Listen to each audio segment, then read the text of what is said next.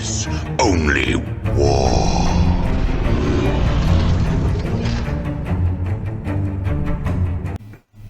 What is up, gents? 40k Dirtbags here. Yet another day of leaks for the Chaos Space Marines. Waking up again. I guess they're on different time over there, but waking up and having Discord blowing up, going over ideas, what's coming up for the Chaos Space Marines. So I wanted to hop on real quick to make a video for you guys, so that way you guys can stay up to date on my thoughts and how excited we are for this new Codex coming out. Everybody say that Chaos gets all the broken shit, which I agree. That is one of the highest grossing factions that they have in Warhammer 40k, so why not buff them up a little bit, especially when the Codex comes out. So I'm going to give tidbits on what's coming up, what I think about it, what are some ideas, what the community's thinking about it, and how to break the game. So if you guys are new to the channel, appreciate it. Click on the video. We did place number 2 Chaos Space Marine player in the world last year, so we are super excited for this coming out, hopefully in a week or so. But there's a lot of videos that I made and recorded that basically are null and void now because the new rules are coming out in a week. So maybe I'll do, maybe I won't. Let me know in the comments if you still want those videos.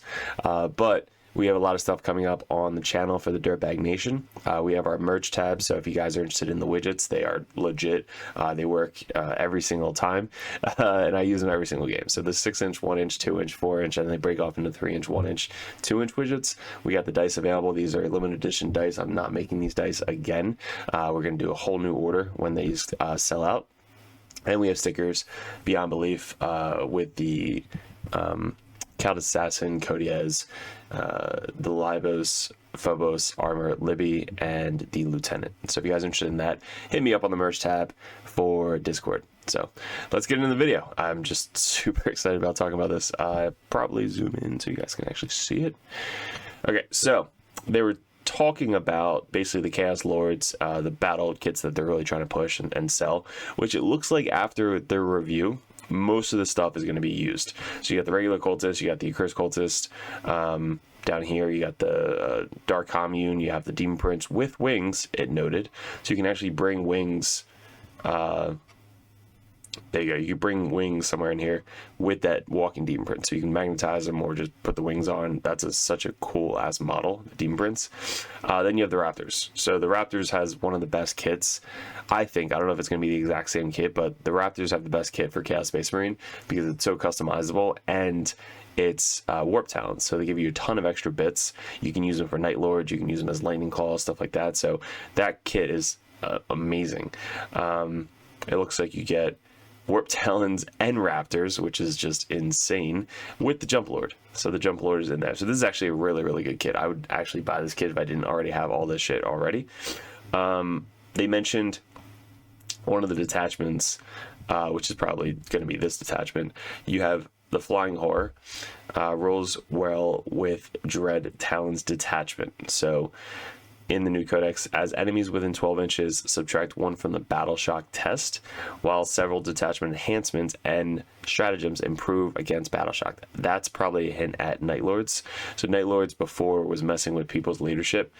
Now it's basically messing with their Battle Shock. So you're probably going to get extra damage against people that are battle shocked, or extra attacks, or whatever it may be, but it's not going to be as fulfilling, I think, as it was in 9th edition for Night Lords. But of course, we're still going to try it. So we're going to put our Night Lords on the table, mess around with people's battle shocks, and see if it's anything competitive at all. But I definitely think you're going to have a Demon Prince, Warp Talons, Raptors for the -1 leadership. So you're basically going to be messing with their leadership as much as possible to force them to do battle shock tests and then charge in, and they can't use strats and all the fun stuff. So Flying Horror, each time a model ends a normal move or advance, select one enemy unit and moved over during the move. That unit must take a battle shock test. So even if you're 1 inch away from the model, you could basically move up around in a circle and then land back down right where you're at, which means you flew over that unit, and then it forces them to do a battle shock test. So you can do it that way. That's one way. Raptors kits can also be built as a squad of Warp Talons. We already knew that. So they also mentioned I mean, the Chaos Lord going with the Raptors, and obviously with the Warp Talons, it's going to be super awesome. Like, there's going to be so many cool models out there for the Chaos Lords with jump packs. And then they mentioned the freaking Helldrake, so hopefully the Helldrake is actually usable now. If they haven't paid attention at all in 10th edition so far, once they release the Helldrake data sheet and it's like 205 points, it doesn't do shit.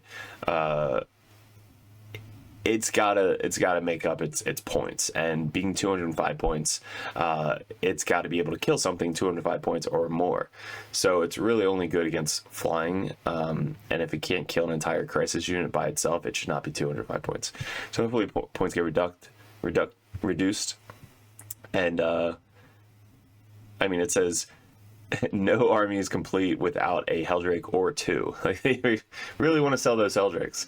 I use the old school Warhammer model with the dragon, the bone dragon, I think from the vampire count. So I use that model. I put it up on a ruin base, so it's high, so it's exactly the same height as a Helldrake. And then the wings, when they go kind of like he's like hunched like this, the wing tips are exactly the same width as a Helldrake. So it's tournament legal, and it's a Warhammer model. So I have two of those just waiting to be on the table field. They look freaking amazing. All right, so let's get into the video that we're super excited about. A Cursed Cultist. So Cursed Cultist got super nerfed at the end of 9th edition. They were just basically unplayable. They're like, hey, you know what? You've been running Mass Horde. You can't run Mass Horde anymore and just table your opponent. I was like, okay, that makes sense. Let's change it to regular Cultist and still do the same thing. But a Cursed Cultist gain Scout move 6 for some reason. I don't know. I don't know why they gave this to us. And Howling Horde. So somebody was mentioning in Discord that since they're gaining Howling Horde, they're probably losing a Cursed Horde. So not sure if they still have the same ability, but it would be crazy if they have two busted ass abilities in this edition. If they do, they'll probably be well over 200 plus points. Right now they're 210 points for a max unit, so they'll probably go up to 250 if they have both abilities, but we're thinking that it just basically swaps it out for this one. Now this one, what it does is it gives them, right here, each time they're shot, if one or more models from this unit were destroyed, basically the World Eater ability, you can, to do so, roll d6. This unit can be moved, so can be, you don't have to, but can be moved a number of inches up to the result. But this unit must finish that move as close as possible, so basically directly towards the closest enemy unit. So it's not the unit that they shot, it's towards the closest enemy unit. So you can kind of play around that or get around it. So let's say you have a unit that is all the way in my corner somehow, like Grey Knights, they could technically be the closest unit, closest eligible unit. What's it say? To the closest enemy unit. Yeah, so I mean, really, if you just measure, like, let's say Grey Knights drop a 3-inch solo guy in their backfield, and now technically that's the closest enemy unit. So then when you shoot these guys, it has to move backwards, which I guess could be good, could be bad, I don't know, but you have to choose. So you can actually play around with this. I'm not sure if it's exactly the same as World Eaters, but if not, you're basically moving forward even more. So when doing so, these models can move when or within engagement range of that enemy unit. So basically, it is one of the things that break the rules of getting in within 1 inch of an enemy unit and coming into engagement range without doing the charge. So just Mass Horde kind of coming around and destroying or tying up the unit. It's going to be good for tanks, stuff like that. But again, if you don't bring these guys back, they're going to die really quickly.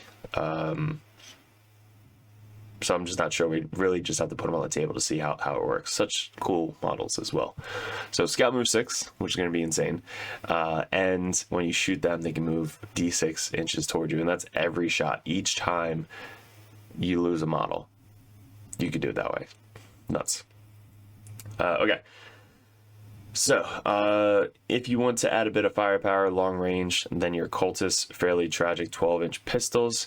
So, somebody was saying that they probably lost their heavy weapons, because cultists with 36-inch range heavy stubbers and 48-inch range crack missiles are now gaining 12-inch pistols. So we might be losing the firepower on the regular cultist squads, which kind of sucks because it was a ton of shots. They won't get the full rerolls, probably Dartbags or anything like that anymore. So it's not going to be as busted as it is right now, so we probably won't miss it too much. Basically, the list that I've been running is completely different. Just not going to be running it anymore. But the Trader Guardsman, which they're really trying to push that out. So if you have some Trader Guardsman models or Guardsmen that you can turn into Chaos Cultists, 3 special weapons. Right now you can only have 2 of the 3 special weapons be the same, but it'd be cool having 3 just snipers camping out on top of a building, so that way if their characters ever step out, you basically just put 3 sniper shots into them. I think it's AP2 2 damage into their character with precision. So that would be pretty funny, just having those just camp out sniping the characters. So the Twisted Defense Detachment benefits cover when set an objective, so 4 up goes to a 3 up if it's AP0, as long as so nothing crazy. They kept the same one, benefited cover, but let's see if they can have 3 of the same special weapons, because then that would be good. Of course, entirely up to you. So they mentioned this: Terminators can teleport straight to the fighting and skip the jog. So I think they were just talking about Deep Strike, but in my head I'm thinking about something broken where they could just teleport right into the assault phase, kind of like the Sanguinor from Blood Angels. So that would be kind of crazy. I don't think that's what they meant here, but then they also brought up Venom Crawlers as well. Are shockingly durable for how fast they can scuttle around on the battlefield. So Venom Crawlers are hitting the tabletop right now because of the points reduction, as well as they just have a shit ton of attacks. So hopefully we can still use them in the new Codex, and also bring back our Disco Lords, please. There's really nothing down here. Cool. So that's that. And then we can go over real quick what we're talking about for the Cursed Cultists. So when you're running this detachment, guys, it's all about like the damned units. You're going to be able to, each time a damned unit from your army with the Dark Pax ability selected to make a normal advance move or declare a charge, you get to add 2 to the move characteristic and add 2 to the charge roll. So let's say these guys can advance and charge. I'm not sure if Slaanesh has a strat or anything like that, but if you can move up 8 inches with a scout move of 6, you're already 14 inches across the table. You start 24 inches away. So if you're 14 inches away, you're within, or no, you're still 10 inches away. You get +2 to the charge, so you have an 8-inch charge. Turn 1. Sure. And that's not a stratagem, that's just everybody gets it when they do a Dark Pact. So all 30 or dudes of your whole army is scout moving up 6. Wait, actually, I just thought of this. A Cursed Cultist, Dark Commune don't have scout. So if you're going to keep scout, you have to not have an attachment to that unit for it to work. So not as broken, but still pretty funny. So you have basically 30 of these Cursed Cultists, scout moving up 6, doing a Dark Pact to move up 8, if not advance, and then they get +2 the charge when they charge in. So a couple of them are going to die, which is kind of good because one damned unit from your army that has been selected to fight this phase, your unit can make a Desperate Pact. If it does, your unit suffers D3 mortals, in addition to suffer for failing a result of a leadership test. And until the end of the phase, add 1 of the attack characteristic of the melee weapons equipped with models. And if you're at half strength, you add 1 of the strength as well. So that's that. And then, again, you can't have the enhancement on the squad because they don't have scout move. But one of your units that doesn't scout move can have +1 attack when below it. Again, it's maybe good. Who the hell knows? But still, this combined with a scout move is going to be pretty funny. especially if you don't go first. So let's say you don't go first, they move up. You then threaten fucking an extra 4 inches. So you threaten 6, 10, 22 inches potentially if you roll 12, which is just nuts. Your whole army is just blocking out the center of the board. And that's Desert Pact. Okay, so that is the idea of what's coming up in the new Codex. But there's also something else right here. So Masters of Deception. In declared formation, any number of legionnaires and cultist mobs. So oh no, I guess cultist mob is the name of it, so never mind. I thought a cursed cultist could be cultist mob, but I guess not. So it's just regular mobs. So I'm still excited for this one because being able to start 20, 40, 60 cultists infiltrating, and then another 30 legionnaires infiltrating. Hopefully Horan is going to be good rolling after you see who goes first to redeploy. Other than that, you still have Horan where you block out infiltrators, redeploy them before you know who goes first by putting 30 of your legionnaires back behind cover. It's still going to be really good. So if Horan is anything like that, that would be great. And then again, the scout is just going to be hilarious. Even just having one small unit for scout for the Accursed Cultists is not going to be bad. It's 105 points for a scout unit that can do secondaries for you. So yeah, like we have that. What's the other unit? It's the beast unit or whatever. 95 points. So they're 95 points for the scout 6, but nobody ran them because they're terrible. Now 105 points for guys that could actually do 2 damage on the attacks, d6 plus 2. A ton of attacks now. So it's all up in there, guys. Let me know what you think about the Accursed Cultists, this battle box, Flying Demon Prince, Night Lords, Abdominus Nox, and then the Heldrakes. So let me know what you think about all of this new rules coming out. More videos are going to be coming out. Battle reports still coming out. If you guys are interested in Patreon and coaching, that's up on patreon.com. And if you want to see these videos ahead of time, all the battle reports and Monday Night Gaming live, that's on the Patreon page as well. So guys, appreciate it. Good luck. And we'll see you in another video soon.